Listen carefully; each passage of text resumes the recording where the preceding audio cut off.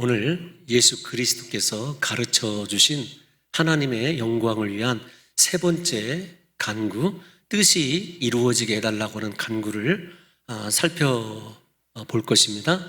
그런데 이 뜻이 하늘에서 이루어진 것처럼 땅에서 이루어지게 해달라고 하는 간구는 지난 시간에 잠시 말씀을 드린 대로 하나님 나라와 밀접하게 관련이 되어 있습니다. 하나님 나라가 어떤 거냐? 우리가 구원은 예수 그리스도를 믿음으로만 허락되어지는 것입니다. 오직 길 되시고 생명 되시고 진리 되신 예수 그리스도를 영접하고 믿게 될 때에 하나님 나라에 이르게 된다는 것입니다. 그러나 하나님 나라는 우리가 예수 그리스도를 믿고 죽어서만 가는 종말적인 개념이 아닙니다. 예수 그리스도께서는 우리가 하나님 나라에 가게 해달라고 기도한 것이 아니라 하나님 나라가 우리에게 오게 해달라고 기도를 가르쳐 주셨습니다. 하나님 나라가 왔다 혹은 온다라는 표현은 우리가 예수 그리스도를 믿는다는 것이 무엇인지를 정확하게 가르쳐 줍니다. 예수 그리스도를 믿는다고 하는 것은 하나님의 다스림을 받는 거예요. 통치가 이루어지는 것입니다.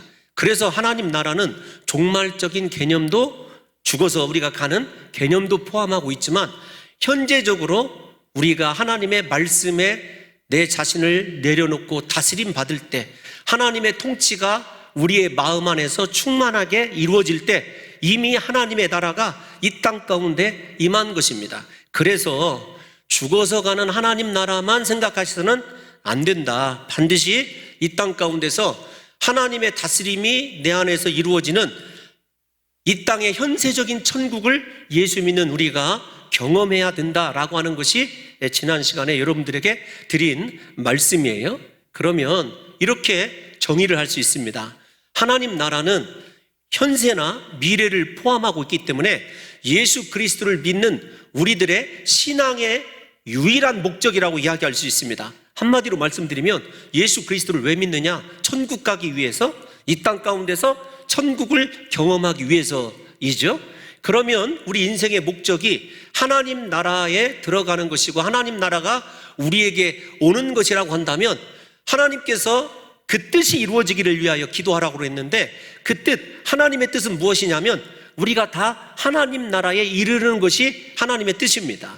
그 하나님 나라에 이르도록 하나님께서 우리들에게 이미 하늘에서 뜻을 이루어 놓으시고 땅에서 이루어지기를 제자들에게 간구하라고 그렇게 가르쳐 주신 거예요. 정리해 보면 이런 겁니다. 하나님 나라가 우리 인생의 목적이라고 한다면 그 하나님 나라에 우리가 들어가고 하나님 나라를 경험하게 하는 것이 하나님의 뜻입니다. 그 하나님의 뜻을 우리가 살펴보기 위해서 먼저 이렇게 되어 있죠.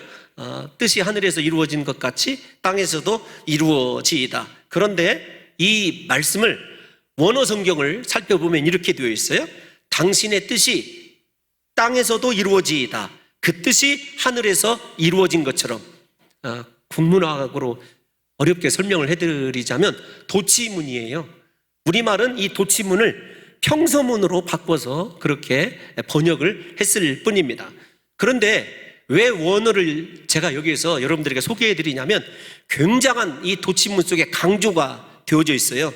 당신의 뜻이 땅에서 이루어지이다. 그 뜻이 하늘에서 이루어진 것처럼. 무슨 말이냐면 반드시 이 땅에서 하나님의 뜻이 이루어져야 한다라고 하는 강조가 있습니다. 왜냐하면 하나님의 뜻이 이미 하늘에서 이루어져 있기 때문에 땅에서 이루어지는 것이 예수 그리스도의 소원이거든요. 그래서 우리에게는 이 하나님의 뜻을 이 땅 가운데서 이루기 위하여 부름받았다고 하는 부르심의 소명 또한 이 기도 속에서 확인해야 되는 것입니다. 우리가 이 땅에 존재하는 이유는 한 가지입니다.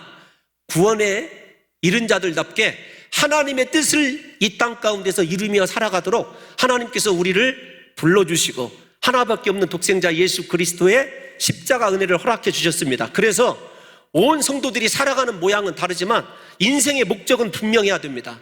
왜 내가 존재하느냐? 왜 살아가느냐? 하나님의 뜻을 이루기 위하여 이렇게 우리가 자동적으로 본능적으로 그 삶의 이유와 목적이 선포될 때 우리 사랑하는 성도 여러분들과 저의 신앙이 진정하고 건강한 신앙이라고 그렇게 이야기할 수 있겠습니다. 그러므로 사랑하는 성도 여러분들이요, 우리가 하나님께서 이루어 놓은 그 하나님의 뜻이 이 땅 가운데서 이루어지는 삶이 우리의 인생의 목적이 되어야 된다고 한다면 도대체 하나님의 하늘에서 이루어 놓으신 뜻은 무엇일까요? 그 뜻을 먼저 확인해 보는 것이 좋을 듯 싶습니다. 직접적으로 말씀을 통해서 하나님의 뜻이 어떤 것인지 확인해 볼게요. 요한복음 6장 39절에서 40절입니다. 오늘은 본문을 조금 많이 읽게 될 거예요. 요한복음 6장 39절에서 40절 시작. 나를 보내신 이의 뜻은 내게 주신 자 중에 내가 하나도 잃어버리지 아니하고 마지막 날에 다시 살리는 이것이니라. 잠깐만요.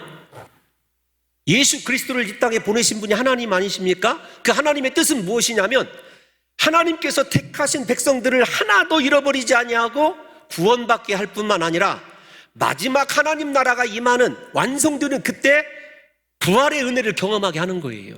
이게 하나님의 뜻입니다. 40절도 한번 보겠습니다. 시작. 내 아버지의 뜻은 아들을 보고 믿는 자마다 영생을 얻는 이것이니 마지막 날에 내가 이를 다시 살리리라 하시니라. 아멘. 아멘. 아버지의 뜻은 다른 것이 아닙니다. 우리가 예수 그리스도를 믿고 영생을 얻는 것, 즉 구원의 은혜를 확신하고 경험하는 것이 하나님께서 이미 그리스도 예수를 통하여 이루어 놓은 뜻이라는 것을 이해하셔야 됩니다. 이 뜻을 우리가 조금 더 이 확인을 한번 더 해볼게요. 갈라디아서 1장 4절 한번 읽어볼까요? 시작. 그리스도께서 하나님 곧 우리 아버지의 뜻을 따라 이 악한 세대에서 우리를 건지시려고 우리 죄를 대속하기 위하여 자기 몸을 주셨으니. 아멘. 예수님이 십자가에서 자신의 몸을 주신 이유는 무엇이냐면 아버지의 뜻이었어요. 그 아버지의 뜻이 무엇이냐면 우리를 죄에서 건지시는 것입니다. 죄에서 구원받는 것이 하나님 아버지의 뜻이고 그 뜻을 이루기 위하여 예수 그리스도께서 십자가에서 자신의 몸을 스스로 내어 주신 거예요. 그 속에 십자가 은혜와 사랑이 하나님의 뜻이라는 것도 당연히 포함되는 것 아니겠습니까? 더 나아가 이제 이렇게 구원에 하나님께서 우리에게 베풀어 주신 뜻은 우리가 구원에 이르는 것이다 확인이 되었다고 한다면 이것만일까요? 아닙니다. 우리가 구원받았다고 한다면 하나님이 우리를 부르시고 세우신 또 다른 목적이 있어요. 우리 그것을 확인해 볼 것입니다. 그것은 어떤 것이냐면 우리로 하여금 하나님의 거룩한 부르심에 합당한 삶을 살아가게 하는 거예요. 그 합당한 삶이 무엇이냐? 우리 디모데후서 1장 9절 한번 읽어보겠습니다. 디모데후서 1장 9절 시작. 하나님이 우리를 구원하사 거룩하신 소명으로 부르심은 우리의 행위대로 하심이 아니요 오직 자기의 뜻과 영원전부터 그리스도 예수 안에서 우리에게 주신 은혜대로 하심이라. 아멘. 하나님이 우리를 거룩하게 하셨습니다.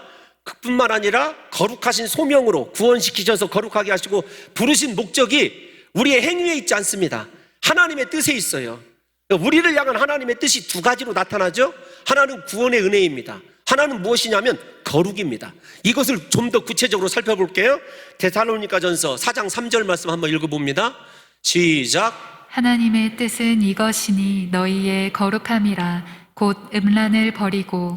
하나님의 우리를 향한 뜻은요, 우리가 예수 그리스도의 십자가 보혈의 은혜를 믿고 구원받는 거예요. 뿐만 아니라 그 구원받은 은혜가 확실하다면 하나님이 우리에게 찾으시는 소명이 있어요. 공통된 소명이 있습니다. 그것이 무엇이냐면 거룩입니다. 하나님께서 우리에게 원하시는 것은 엄청난 헌신이나 위대한 사역이 아니에요. 우리가 하나님 앞에서 얼마나 하나님의 온전함에 이르는 거룩을 유지하고 살아가느냐, 이게 중요한 예수 그리스도의 이 땅에 오셔서 십자가에 못 박혀 죽으신 중요한 이유 중에 한 가지가 아니겠습니까? 다 같이 또 한번 읽어보겠습니다. 데살로니가전서 4장 7절 말씀 시작. 하나님이 우리를 부르심은 부정하게 하심이 아니요 거룩하게 하심이니. 아멘. 하나님께서 우리를 부르신 목적 한 가지입니다.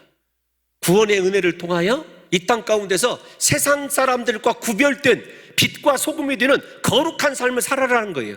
이것이 우리를 부르신 제일 중요한 목적인데, 오늘날 우리의 삶에서 하나님이 원하시는 거룩을 이루기보다는 내 뜻과 내 야망 때문에 거룩이 더럽혀져도 하나님의 부르심의 소명이 어그러져도 상관없는 삶의 자세를 가지고 살아가는 경우가 얼마나 허다한지를 저와 여러분들이 냉정하게 우리 스스로를 돌아봐야 한다는 것입니다. 또 하나만 더 확인을 해볼게요. 이렇게 구원의 은혜를 베푸시고 거룩한 소명을 우리에게 거룩하라고 부어주신 하나님께서 우리를 뜻을 따라 부르신 목적이 또 하나 있습니다.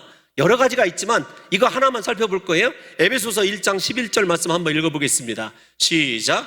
모든 일을 그의 뜻의 결정대로 일하시는 이의 계획을 따라 우리가 예정을 입어 그 안에서 기업이 되었으니. 아멘. 모든 일은요 하나님의 뜻의 결정에 따라, 즉 하나님의 뜻을 따라 이루어지는데, 그 뜻이 무엇이냐면 우리가 하나님의 기업, 하나님의 소유된 삶을 살아가는 거예요.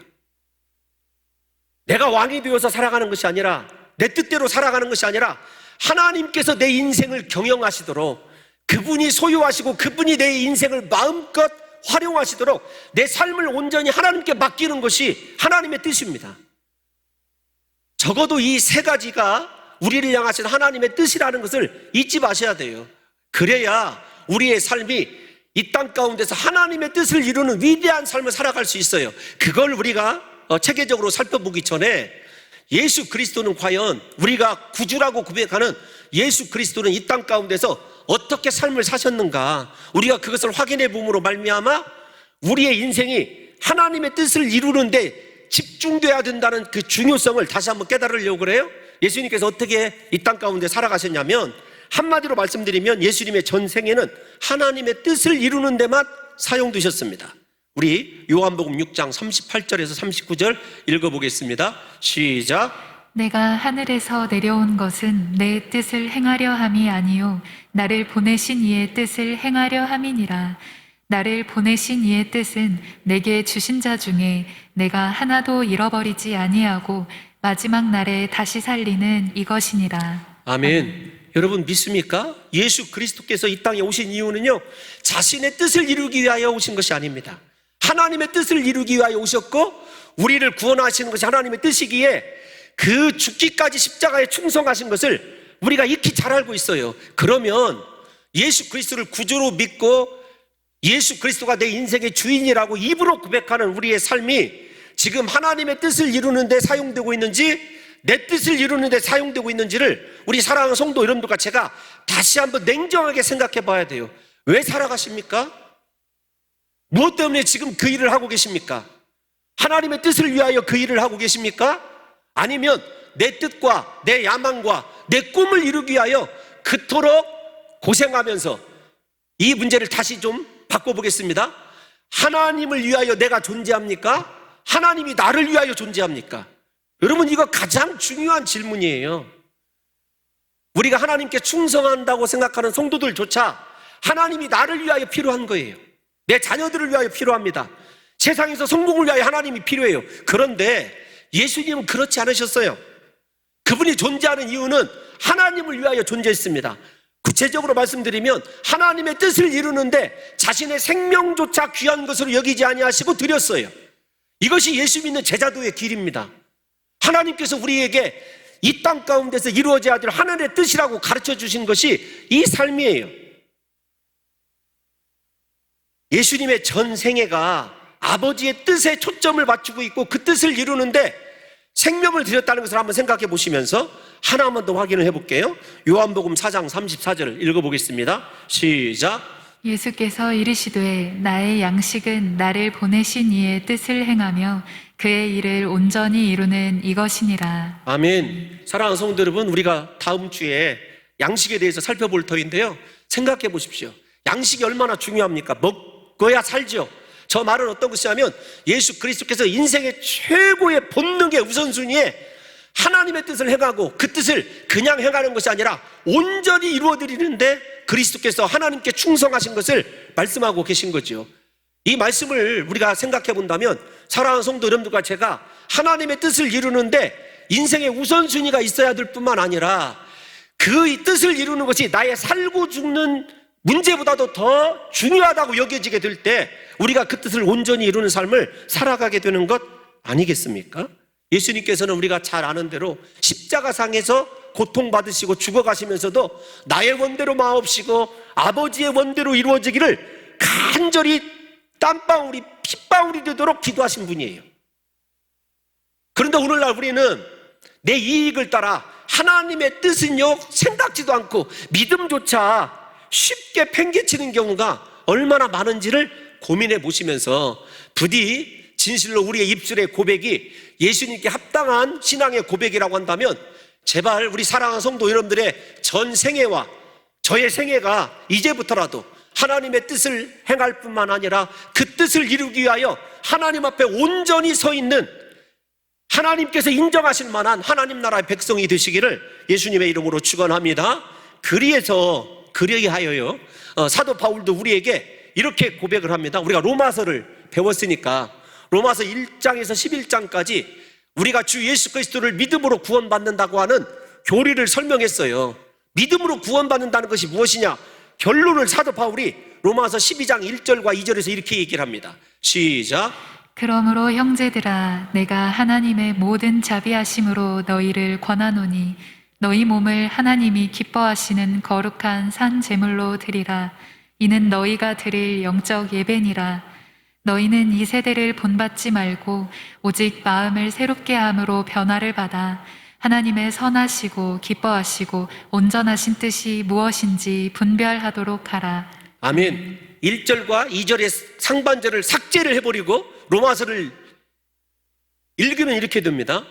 주 예수 그리스도를 믿음으로 말미암아 구원을 받았느냐? 너 하나님의 뜻을 분별하는 자가 되라. 하나님의 뜻을 분별하기 위해서 사도 바울이 포기하라고 하는 것이 있어요. 너 네 몸을 거룩한 산제물로 드려야 되기 때문에 세상 연락을 끊어라. 너 이 세대를 본받지 말아라. 네 마음이 새롭게 되어야 된다. 왜 그럴까요? 왜 그렇게 깨끗하고 거룩한 삶이 요구되냐면 깨끗하고 거룩한 심령 안에서 하나님의 뜻이 선하시고 온전한 뜻이 분별되기 때문에 그런 것 아니겠습니까? 그런데 여러분 이제 이 말씀을 조금 우리 입장에서 우리를 변호하면서 한번 생각을 해볼게요. 하나님의 뜻을 이루는 것이 참 중요하고 이렇게 믿음으로 예수 그리스도를 온전히 영접하면 깨끗해지고 거룩한 산제물이 되어지고 이 세대에 본받지 않고 마음까지도 새로워지는 하나님의 온전한 사람이 되었는데 우리가 진실로 이 땅 가운데서 하나님의 뜻이 무엇인지를 알고 살아가느냐라고 하는 이 중요한 물음에 봉착하게 되어 있어요. 우리에게는요 수많은 선택의 순간이 되어져 있죠. 저는 인생을 한마디로 표현하면 선택이 모여진 곳이 인생이다 이렇게 얘기를 합니다. 인생의 지금 여러분들의 결과물은요 여러분들의 다 선택의 결과물들이에요. 그런데 그 선택의 순간에 우리가 이것이 하나님의 뜻인지 아닌지 적어도 생각은 해봅니다. 묻기도 하죠. 저도 한 3주간 동안에 이것이 하나님의 뜻인지를 참 묻고 기도한 적이 있어요. 잘 모르겠는 거예요. 하나님 앞에 기도하는 가운데 하나님 제가 이렇게 하나님의 뜻을 구하는데 그 뜻을 알 수가 없으니 하나님 도와주세요. 그런데 제 아내와 대화를 하다가 아내에게 얘기하지 않은 내용인데 아내가 저에게 어떤 이야기를 들려주는 거예요. 아, 이것이 하나님의 선하신 뜻이구나. 제가 그렇게 받아들이기로 했습니다. 그만큼 어떤 일을 결정할 때 이것이 하나님의 뜻이냐 아니냐를 묻고 구하는 것이 신앙의 기본이에요. 왜냐하면 우리는 무지하기 때문에 그렇습니다. 연약하고 사실은 지혜로운 것 같지만 지혜롭지 못하기 때문에 하나님이 내 인생을 받아주셔야 되는 것 아니겠습니까? 이런 관점에서 저와 여러분들의 그 연약함을 조금 변호를 해보려고 그래요. 그러면 우리가 하나님의 뜻을 어떻게 알 수가 있을까? 아니, 조금 더 솔직하게 하나님의 뜻은 원래부터 알 수 없는 것 아닐까? 그런데 이 말씀을 묵상하다 보니까 하나님이 우리에게 불가능한 일을 명령하시지는 않았을 거예요. 그러면 제가 말씀을 묵상하면서 하나님의 뜻을 아는 것이 무엇이냐? 여러분 사실은 하나님께서 우리에게 매 순간마다 이것이 내 뜻이다, 이것은 뜻이 아니다 들려주시고 말씀하고 계실 거예요. 그런데 우리의 마음이 완악하고 앞에서 설명해 드린 대로 온전한 거룩을 이루고 있지 못하기 때문에 하나님의 음성을 듣지 못하는 거죠. 그러면 하나님의 음성을 듣지 못하는 우리가 이대로 멸망할 것이냐? 아닙니다. 성경에서 하나님의 뜻을 알아가는 법을 한번 배우면 어떨까 하는 생각이 들어서 제가 창세기 강의를 우리가 했으니까 요셉의 예를 한번 생각해 봤습니다. 요셉이 위대한 꿈을 꾸죠. 그리고 요셉은 분명히 그 꿈이 이루어질 줄로 믿었어요. 그래서 부모에게도 확신을 가지고 얘기하고 형제들에게도 확신을 가지고 자기의 꿈을 자랑을 했습니다. 분명히 하늘의 해달 별이 나에게 절을 할 것이고 형들의 곡식단이 나에게 절을 할 것입니다. 그런데 꿈은 그렇게 확신을 하고 있는데 인생이 흘러가는 방향은요, 그 꿈과 정반대로 흘러갑니다. 아니, 자신의 이 곡식단이 서 있고 형들의 곡식단이 이 자신의 곡식단에게 절을 해야 되는데 자신의 생명을 오히려 판단하는 이들은 누구냐면 꿈과는 반대로 형들이었어요. 형들이 죽이려고 하잖아요. 팔아 넘기는 것 아니겠습니까? 자기가 분명히 그렇게 이 온 우주까지도 자신에게 경배하는 위치에 이르게 될 것이라는 확신이 있는데 어디로 떨어지냐면 종으로 떨어져요. 노예로 떨어지는 데다가 결국에는 억울한 일을 당하고 감옥에까지 갑니다. 그러함에도 불구하고 성경은 뭐라고 얘기하냐면 하나님이 요셉과 함께 하시매, 하나님이 요셉과 함께 하시매.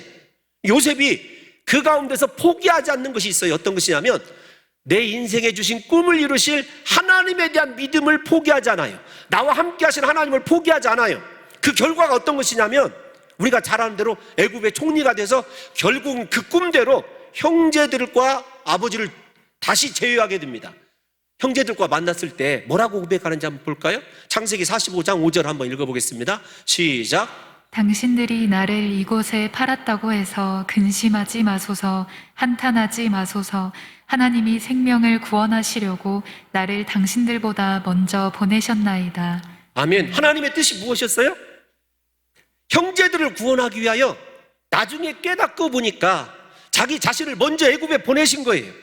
그러니까 우리가 하나님의 뜻을 알 수는 없지만 중요한 건 요셉을 통해서 배워야 되는 것이 어떤 것이냐면 어떤 상황 속에서도 나와 함께 하신 하나님, 그 하나님에 대한 신앙을 버려서는 안 된다는 거예요. 그러면 분명히 내 인생은 어리석어서 내가 지금 왜 이런 고난을 당하는지, 왜 실패의 자리에 앉아 있는지, 왜 내 삶에 이런 부족함이 있는지 지금은 이해가 갈 수 없지만 끝까지 예수 그리스도 안에서 하나님을 신뢰함으로 붙들고 있는 자들에게는요, 하나님의 뜻이 이루어지더라는 거예요. 그래서 제가 생각한 것이 어떤 것이냐면 하나님의 뜻을 알려고 기도하는 거 참 중요하다. 알 수 없을 때는 어떤 거냐면 지금의 상황을 허락하신 그 하나님을 신뢰하고 끝까지 하나님 안에서 견뎌내는 것이에요. 그러면 하나님의 뜻이 이루어질 것이라고 하는 확신을 이 요셉을 통해서 가지게 된 거예요. 그러므로 우리가 하나님을 알 수도 없고 하나님의 뜻을 이해할 수 없지만 하나님의 뜻이 이 일을 통하여 분명히 이루어질 것이라고 하는 믿음으로 지금의 삶에서 하나님을 붙잡고 인내하는 것이 사실은 하나님의 뜻을 이루는 유일한 길임을 우리 사랑하는 성도 여러분들에게 제 시각에서 입증해드리고 해석해 드릴 수밖에 없습니다. 설교를 준비하면서 기도의 사람, 아주 유명한 사람이에요. 앤드류 머레이라고 하는 사람이 있습니다. 그분이 이렇게 쓴 글을 여러분들에게 소개를 해드리고 싶어요. 하나님의 자녀들이 범하는 가장 큰 오류는 하나님의 뜻을 알 수 없다고 생각하는 것이다. 서로 하나님의 뜻을 알 수 있다고 생각하더라도 그들은 충분한 시간을 들여서 그 뜻을 발견하는 수고를 하지 않는다. 우리는 성부 하나님의 뜻에 따라 기도하는 법을 어떻게 가르쳐주고 계시는가에 대해서 주목해야 한다. 그 방법은 하나님의 거룩하신 말씀을 마음속에 받아들이고 기억하는 길밖에 없다. 다른 방법이 있는 것이 아니에요. 하나님의 뜻을 알기까지 나와 함께 하시고 나를 버리시지 아니하실 그 하나님을 신뢰하고 그 말씀 붙잡고 기다리는 거예요. 우리 사랑하는 성도 여러분들이요, 지금의 슬픔, 도저히 극복할 수 없는 분노, 지금의 절망, 하나님의 선하신 뜻이 있음을 믿으시고 절대로 하나님 떠나서는 안 됩니다. 그분의 뜻이, 선하신 뜻이 이루어질 줄 믿고 말씀 붙잡으시고 내 안에서 선한 일을 이루실 그 하나님을 기대하시면서 끝까지 예수 그리스도만 붙드시기를 예수님의 이름으로 축원합니다. 그래서 저는 하나님의 뜻을 알고 이루는 길이 어떤 거냐, 하나님을 어떠한 경우에서도 신뢰하고 하나님만을 전적으로 붙드는 것이 하나님의 뜻을 아는 것이다. 이렇게 스스로 죄송합니다. 이렇게 여러분들에게 말씀드릴 수밖에 없어요. 제가 이걸 어떻게 설명해야 되나를 여러 번 고민을 했지만 이 방법밖에 없더라고요. 사랑하는 성도 여러분, 하나님을 신뢰하는 사람은 자신의 인생을 하나님께 맡기죠. 그리고 그분이 인도하시는 대로 순종하면서 그분의 뜻이 반드시 이루어진다라고 하는 믿음을 가지고 절대 하나님 원망하지 않고, 요셉을 생각해 보세요. 나와 함께 하시는 하나님, 하나님이 함께 하시는데 왜 그가 그런 노예로 떨어지게 되고 꿈과는 반대로 억울한 일을 당하고 감옥에 가겠습니까? 그럼에도 불구하고 그에게는 고통과 아픔이 중요한 것이 아니라 나와 함께 하시는 하나님, 그 하나님을 붙드는 것만이 인생의 제일 중요한 목적이었어요. 그 결과 하나님의 선하신 계획이, 뜻이 다 이루어지는 것을 우리가 분명히 목도하지 않았습니까? 그래서 사도 바울은 언제나 우리에게 하나님을 신뢰하면서 살아가야 될 것을 격려하면서 하나님을 신뢰하는 것이 하나님의 뜻을 이루는 것이다를 설명하기 위하여 우리가 잘 아는 데살로니가전서 5장 6절에서 8절 말씀을 주신 거예요. 우리 함께 암송해 볼까요? 시작. 항상 기뻐하라. 쉬지 말고 기도하라. 범사에 감사하라. 이것이 그리스도 예수 안에서 너희를 향하신 하나님의 뜻이니라. 여러분, 항상이란 말과 쉬지 말고라는 말과 범사라야라고 하는 말은 동일한 단어예요. 어떤 순간에도 하나님의 뜻이 이루어지는 걸 믿는 믿음의 사람은요, 기뻐할 수밖에 없어요. 하나님과의 관계가 중요하기 때문에 매 순간마다 기도하게 되어 있습니다. 기도의 자리를 떠나고 하나님에 대한 신뢰의 믿음이 떠나면서 어떻게 하나님의 뜻을 이루는 인생을 살아가겠느냐고요. 그래서 어떤 경우에도 범사에 감사하게 되어 있습니다. 왜냐하면 그것이 예수 그리스도 안에서 우리를 향하신 하나님의 뜻이기 때문에 그래요. 저는 우리 봉동중앙교회 성도들이요, 이 하나님에 대한 확실한 믿음을 좀 가졌으면 좋겠어요. 얼마나 팬데믹 때문에 힘들고 지금의 경쟁사회, 우리 청년들을 위해서 기도하다 보면은요, 제가 다 가슴이 아플 때가 많아요. 그럼에도 불구하고 그들을 만날 때마다 하나님의 선하신 뜻이 있다, 끝까지 믿음으로 하나님만 붙들어라. 우리 사랑하는 성도 여러분들에게도 동일한 권면을 드리고 싶습니다. 여러분들이요, 하나님의 선하신 뜻이 있습니다. 지금의 실패와 아픔에 하나님의 계획이 있습니다. 반드시 그분의 뜻이 하늘에서 이미 이루어져 있기 때문에 이 땅 가운데서 이루어질 것이라는 믿음을 가지시고 하나님 안에서 기뻐하십시오, 기도하십시오, 감사하십시오. 하나님께서 그 선하신 뜻을 반드시 이루어질 줄로 믿습니다. 여러분, 우리에게 왜 하나님의 뜻을 이루는 이것이 왜 중요한가를 한 번 더 생각을 해볼게요. 여러분, 요한일서 2장 15절에서 17절 한번 읽어보겠습니다. 시작. 이 세상이나 세상에 있는 것들을 사랑하지 말라. 누구든지 세상을 사랑하면 아버지의 사랑이 그 안에 있지 아니하니, 이는 세상에 있는 모든 것이 육신의 정욕과 안목의 정욕과 이생의 자랑이니 다 아버지께로부터 온 것이 아니요 세상으로부터 온 것이라. 이 세상도 그 정욕도 지나가되 오직 하나님의 뜻을 행하는 자는 영원히 거하느니라. 아멘. 우리 다 같이 오직 하나님의, 시작. 오직 하나님의 뜻을 행하는 자는 영원히 거하느니라. 아멘. 영생에 들어가고 하나님과 영원히 동행하는 삶을 살아가는 것, 하나님의 뜻을 행하는 것밖에 없어요. 지금 세상에서 잘 되는 것이 최고인 것 같고 세상 자랑거리로 가득한 인생이 복된 인생인 것 같지만 그렇지 않아요. 이 세상을 사랑하는 사람의 안에는요, 하나님의 사랑이 거하질 않아요. 부디 이 하나님의 뜻을 이루는 인생을 살아가기 위하여 여러분의 시선을 세상이 아니라 나의 죄를 위하여 십자가에 못 박혀 죽으신 그리스도 예수께로 여러분의 시선을 옮기시고 내 삶 가운데 잘 되는 축복을 통해서도 하나님의 뜻이 이루어지기를 바라고 인생의 고난을 통해서도 하나님의 뜻이 이루어지기를 소망하면서 사랑하는 성도 여러분들이요, 하나님의 뜻이 이루어질 수 있는 믿음을 가지시고 끝까지 하나님 안에서 승리하는 성도들이 되시기를 예수님의 이름으로 축원합니다. 여러분, 이제 마지막 설교의 결론은 언제나 주기도문이 하나님의 영광을 위한 기도 가운데 특별히 더 우리에게 요구하는 것이 있습니다. 어떤 것이냐면 하나님의 뜻을 이루는 인생을 살아가기 위해서는요, 나를 포기해야 돼요. 공통적인 것입니다. 내가 하나님의 뜻을 이룬다고 하거나 내 꿈을 이루려고 하는 삶의 자세를 버려야 돼요. 내가 살아있으면 절대로 하나님의 뜻이 이루어지지 않습니다. 하나님의 뜻이 말씀이 들려졌을 때 그 뜻에 복종하기 위해서는요, 내 자신이 가장 큰 원수예요. 내 경험이 원수이고 내 지식이 나를 하나님 뜻대로 못 가게 하는 어리석음의 시발점이 된다는 것을 잊어서는 안 돼요. 그래서 우리가 내 스스로를 부인하는 것이 얼마나 중요한지를 이사야에 있는 말씀을 통해서 한번 확인해 볼게요. 이사야 14장 12절에서 15절 한번 읽어보겠습니다. 시작. 너 아침의 아들 계명성이요 어찌 그리 하늘에서 떨어졌으며 너 열국을 엎은 자여 어찌 그리 땅에 찍혔는고 내가 내 마음에 이르기를 내가 하늘에 올라 하나님의 뭇별 위에 내 자리를 높이리라 내가 북극 지폐의 산 위에 앉으리라 가장 높은 구름에 올라가 지극히 높은 이와 같아지리라 하는도다. 그러나 이제 내가 스올 곧 구덩이 맨 밑에 떨어짐을 당하리로다. 아멘. 여러분, 아침의 아들 계명성이 얼마나 아름다운 존재였는지 몰라요? 그런데 그 계명성을 존 밀튼이 신라곤에서 뭐라고 해석을 했냐면 루시퍼다 이름을 붙여줬어요. 그래서 루시퍼가 훗날에 그렇게 타락한 천사의 고유 명사화로 되어져 있습니다. 뭐 그게 중요한 건 아니지만 히브리어 원어로 읽어보면 내가 뭐뭐하리라, 내가 높아지리라, 내가 하나님 보좌에 이르리라, 내가 북극 지폐 산 위에 앉으리라, 내가 구름보다 높아지리라, 내가 지극히 높은 이와 같이 되리라. 이게 히브리어 원어를 성경을 보면 내가 뭔 말이라, 내가 뭔 말이라가 5번이 계속해서 강조되고 있어요.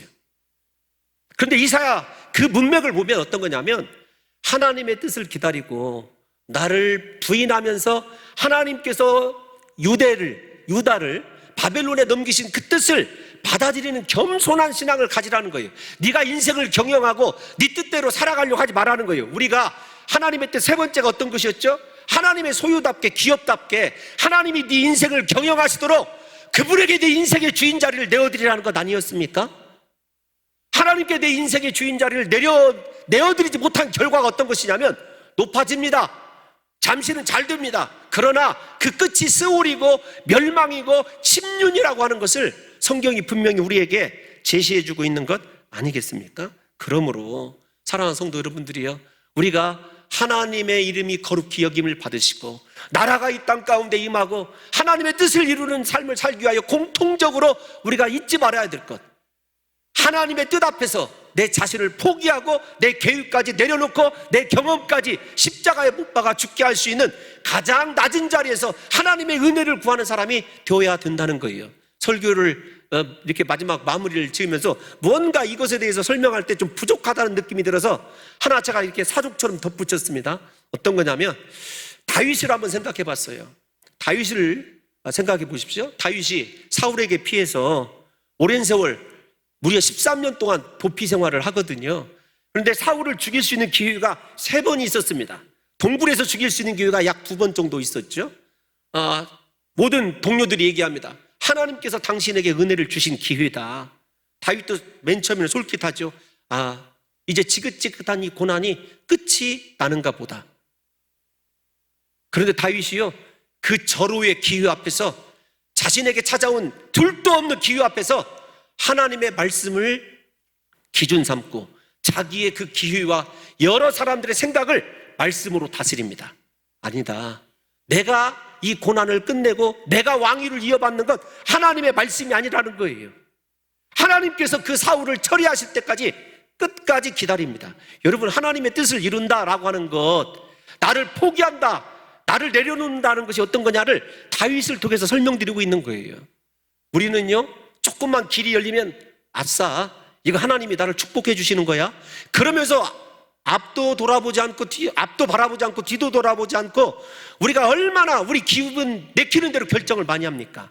그런데 다윗은 모든 삶의 중요한 순간순간을 무엇으로 기준하냐면 하나님의 말씀으로 기준해요. 하나님의 뜻으로 자신의 인생을 해석하는 능력을 가지고 있었던 사람이 여러분 다윗 아니겠습니까? 저와 여러분들의 신앙의 수준이 오늘 이 주기도문을 통해서 지금 이 순간부터라도 나는 하나님의 뜻을 이루는 존재로 부르심 받았다, 나 과연 이 땅 가운데서 거룩을 이루며 살아가는가, 하나님이 나를 경영하시도록 내 인생의 모든 주권을 포기하고 말씀으로 내 삶을 제어할 수 있는 진정한 믿음의 사람으로 성숙해 있는지를 생각해 보셔서 부디 저와 여러분들이 남은 생에 이 땅 가운데서 하늘과 땅이 하나가 이루어지도록 부디 우리 봉동중학교의 성도들만큼은 하나님의 뜻을 이 땅 가운데서 이룰게 자기 자신을 십자가에 못 박아 죽게 하는, 그리고 말씀이 언제나 나를 다스리게 하는, 하나님이 내 인생을 경영하게 하는 복된 인생 살아가시기를 예수님의 이름으로 축원합니다.